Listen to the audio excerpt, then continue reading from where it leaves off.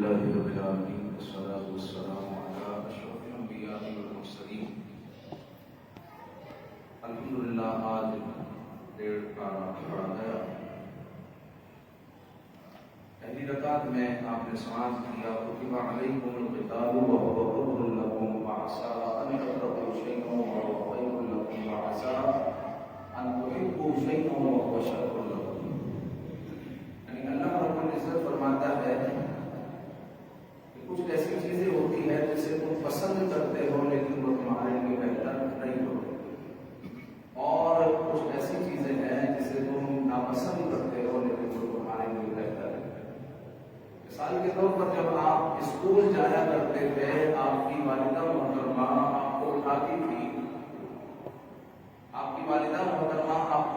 تھی، تو اس وقت آپ کو اچھا نہیں لگتا تھا، لیکن آج آپ کو پتا چل رہا ہے کہ وہ بہتر تھا، کہ آج اللہ رب العزت نے ان کے اٹھانے کی برکت سے آپ کو جو مقام عطا کیا ہے. دنیا آپ کو گھبراتی نہیں ہے، آپ دنیا میں کام کرتے ہیں والدہ کی برکت سے، گھر والوں کی برکت سے. تو بعض اوقات انسان کسی چیز کو ناپسند کرتا ہے لیکن وہ اس کے حق میں بہتر ہوتی ہے.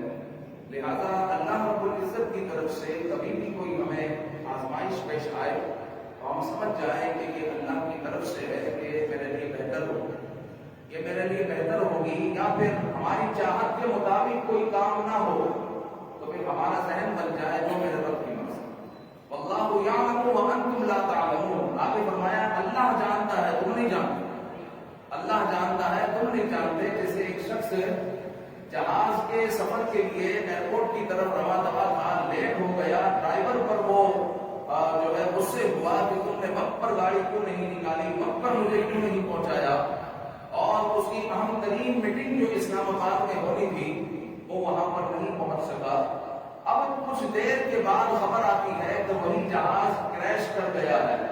اب وہ ڈرائیور کا شکریہ ادا کرتا ہے کہ جو تھوڑی دیر پہلے اس کو ناپسند چیز لگ رہی تھی اب وہ کہہ رہا ہے کہ وہ تو اچھا ہوا، وہ تو اچھا ہوا. تو بعض اوقات ایسی چیزیں زندگی میں ہوتی ہے جو ہمارے لیے بظاہر بہتر نہیں ہوتی لیکن جو ہے وہ ہمارے لیے بہتر ہوتی ہے. جس طرح مثال کے طور پر جس کو گھوڑے پھنسی ہے، وہ گھوڑے پھنسی ہو جاتے ہیں، پریشان ہو جاتے ہیں، تو یہ ہمارے لیے بہتر ہے.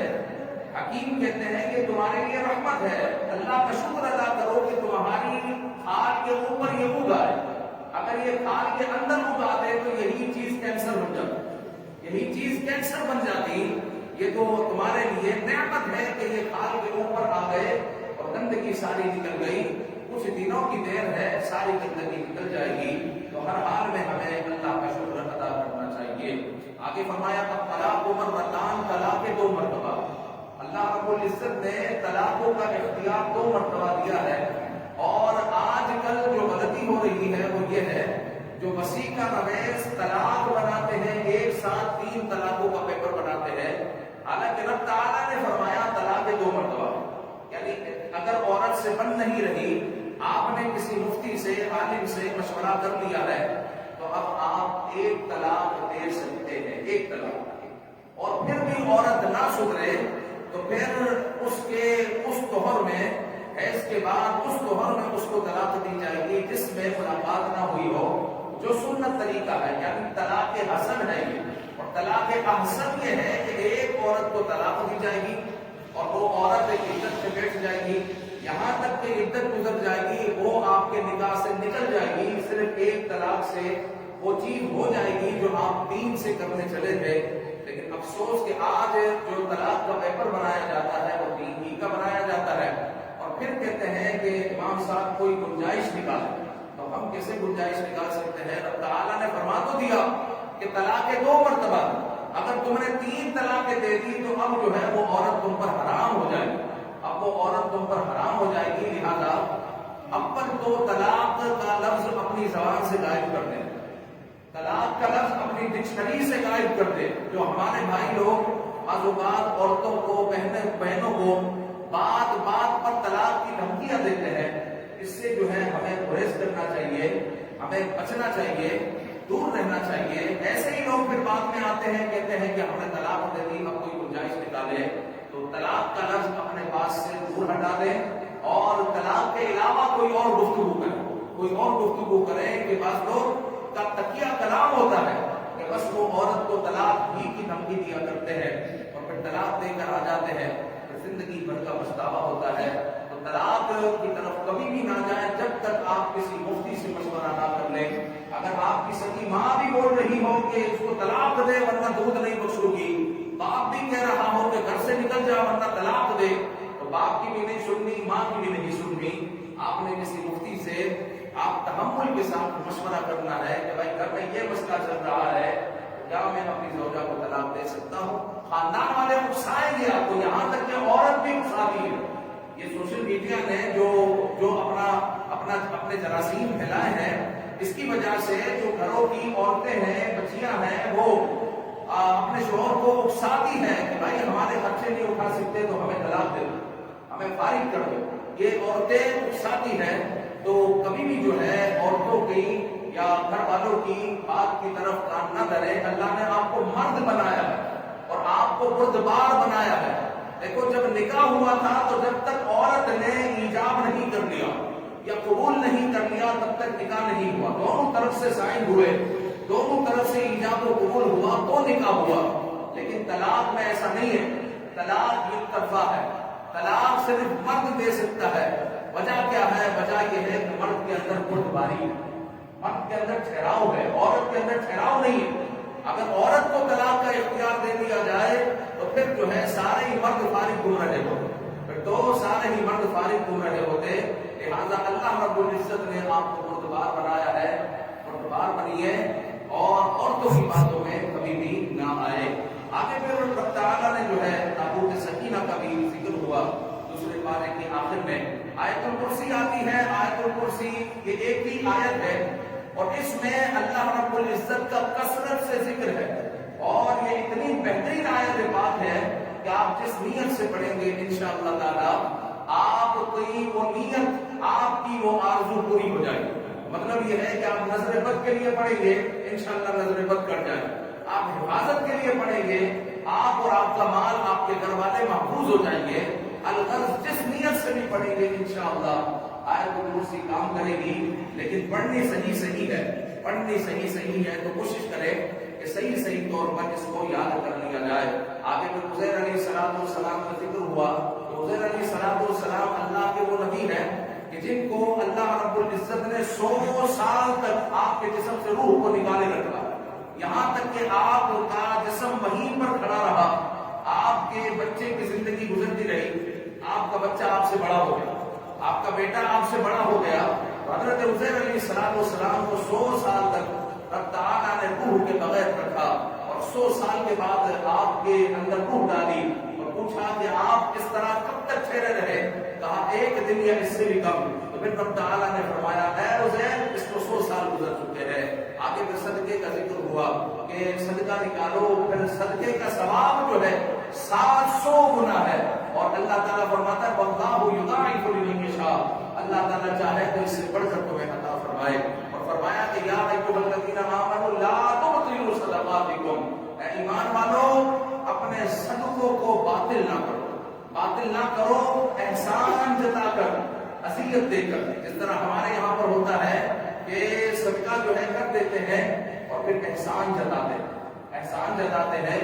اور حضور علیہ السلام نے ہمیں کیا تعلیم دی کہ جب صدقہ آپ ایک ہاتھ سے کریں تو دوسرے ہاتھ کو بھی خبر نہ ہو تو کوشش کرو کہ صدقہ چھپ کر دیا کرے. گھر والوں کو بھی خبر نہ ہو کہ میں نے کسی کی مدد کی ہے تو چھپ کر صدقہ دینے کی عادت ہو. لیکن اتنا ضرور ہے کہ صدقہ دیں ضرورت مندوں کو, چلتے پھرتے فقیروں کو. ہرگز صدقہ نہ دیں, ہرگز صدقہ نہ دیں چلتے پھرتے فقیروں کو. آپ جو ہے جو مستحق ہیں ان تک پہنچے. جمعہ کو بھی میں نے ایک بات کہی کہ جو مستحق لوگ ہیں, جو سفید پوش آدمی ہے, وہ مزدور جو یہاں پر مزدوری کرنے والے لوگ ہیں, وہ چنا روٹی 50 روپے کی چنا روٹی کھا دیں گے, لیکن 2 قدم پر جا کر وہ سیلانی کا بکرا نہیں کھائیں گے. وہ سیلانی کا بکرا نہیں کھائیں گے کیونکہ ان کے اندر خودداری ہے, وہ وہاں پر لائن میں نہیں لگ سکتے.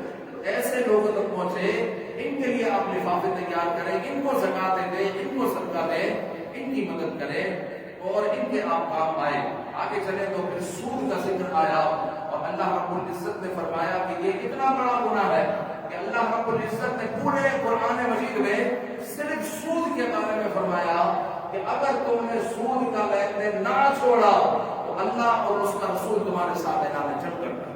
نہ زکات پر، نہ نماز پر، نہ حج پر، نہ چوری پر، کسی چیز پر رب تعالیٰ نے اتنا سخت کلام نہیں فرمایا، سود پر فرمایا کہ اگر تم نے اس کو نہ چھوڑا تو اللہ اور اس کا رسول تمہارے ساتھ اعلان جنگ کرتا ہے، لہذا کبھی بھی سود کی طرف مائل نہ ہو۔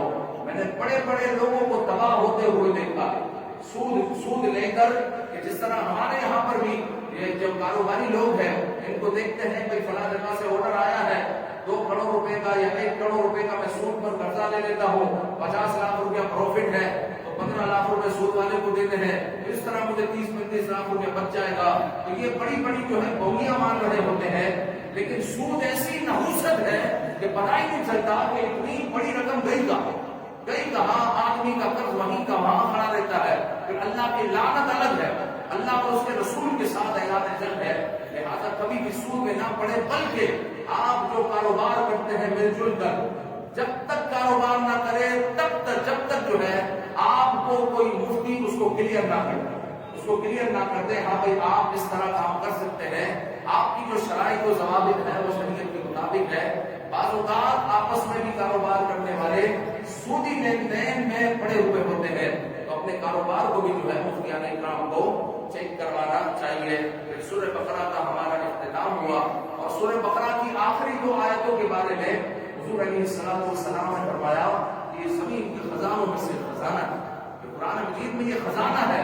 جس طرح میں نے آیت الکرسی کے بارے میں ذکر کیا، تو یہ سورہ بقرہ کی آخری 2 آیتیں یہ سب نمازیوں کو یاد ہونی چاہیے۔ ابھی رمضان المبارک کا پہلا روزہ گزرا ہے، آپ ایک ٹارگٹ بنائیں کہ آخری 10 سورتیں، سورہ بقرہ کی آخری 2 آیتیں، آیت الکرسی، سورہ حشر کی 3 آیتیں، اس طریقے کی آیتیں جو ہے آپ کسی حافظ سے جو جس پر فضیلتیں آئی ہے وہ آیتیں لکھوا لیں اور کوشش کریں رمضان میں ان آیتوں کو یاد کر لے، تو انشاءاللہ تعالی آپ کے لیے یہ فضیلت کا باعث ہوگا اور آپ کے لیے جو ہے آپ کے لیے ایک بہترین سرمایہ ہوگا۔ اور پھر آگے چلے تو رب تعالیٰ نے فرمایا وَتُعِزُّ مَن تَشَاءُ وَتُذِلُّ مَن تَشَاءُ، عزت تو اللہ تعالیٰ دیتا ہے اور ذلت بھی اللہ ہی دیتا ہے۔ بِيَدِكَ الْخَيْرُ، کبھی کسی سے گھبرانا نہیں چاہیے، جو بھی بات ہے اپنے رب کی طرف رکھنا چاہیے ہمیں توجہ، کہ عزت اگر ملے گی تو رب کی طرف سے، ذلت ملے گی تو رب کی طرف سے، عزت اللہ تعالیٰ عطا فرماتا ہے۔ جس طرح جو ہے ایک مرتبہ ہمارا جو ہے نماز کے اندر جو ہے وضو ٹوٹ گیا، تو ایک شخص کہنے لگا کہ امام صاحب باہر جو ہے لوگ آپ کے لیے باتیں کر رہے تھے کہ ہمارا امام کیسا ہے، کہ انہوں نے جو ہے اتنے بڑے مجمع میں جو ہے وضو توڑ دیا، تو بات یہ اپنا نماز توڑ دی اور خوف اور خائف نہ ہوئے۔ اس کی وجہ کیا ہے؟ وجہ یہ ہے کہ اگر ہم نے نماز توڑی ہے اور سب آدمیوں کے سامنے وضو کرنے گئے ہیں، اس نیت سے گئے ہیں کہ عزت اللہ نے دینی، آپ نے تو نہیں دینی عزت۔ اگر میں یہاں بیٹھا ہوا ہوں تو میرے رب نے مجھے عزت دی، اور میرا رب چاہے تو ذلیل کر دے، لیکن میرے رب کے ہاتھ میں خیر ہے، میرے رب کے ہاتھ میں خیر ہے، اور اس سے امید ہے کہ وہ مجھے خیر ہی عطا فرمائے گا، عزت ہی عطا فرمائے گا۔ تو ہمیشہ کسی سے گھبرائے نہیں، عزت اللہ عطا فرماتا ہے، ذلت بھی اللہ عطا فرماتا ہے، ذلیل بھی اللہ ہی کرتا ہے، لیکن اللہ کے ہاتھ میں خیر ہے، اور اللہ رب العزت سے خیر ہی کی امید رکھنی چاہیے۔ حضرت مریم رضی اللہ تعالی عنہا کا ذکر ہوا، جو حضرت عیسیٰ علیہ السلام کی والدہ ہے۔ حضرت مریم رضی اللہ تعالی عنہا کے پاس حضرت زکریا علیہ السلام آئے، دیکھا کہ بن موسم کے پھل پڑے ہوئے، بن موسم کے، یعنی اس وقت آم پڑا ہوا ہے، مثال کے طور پر کسی کے پاس ہم بولیں گے آم کہاں سے آیا سردی میں، بن موسم کے پھل رکھے ہوئے ہیں۔ حضرت زکریا علیہ السلام کی اس وقت اولاد نہیں تھی، تو حضرت مریم رضی اللہ تعالی عنہا سے پوچھا کہ پھل آپ کے پاس کہاں سے آئے؟ کہا کہ میرے رب نے مجھے عطا کیے ہیں۔ تو حضرت زکریا علیہ السلام نے دل میں کہا کہ جب جو ہے تمہیں بن موسم کے پھل عطا ہو سکتا ہے، تو بن موسم کے اللہ تعالیٰ مجھے اولاد بھی عطا فرما سکتا ہے، کیونکہ حضرت زکریا علیہ السلام کی عمر کافی ہو گئی، تو بن موسم کے مجھے اولاد بھی عطا فرماتا ہے۔ حضرت زکریا علیہ السلام کو اللہ رب العزت نے حضرت یحییٰ علیہ السلام عطا کیے. رب تعالی ہمیں عمل کی توفیق عطا فرمائے. آمین بجاہ النبی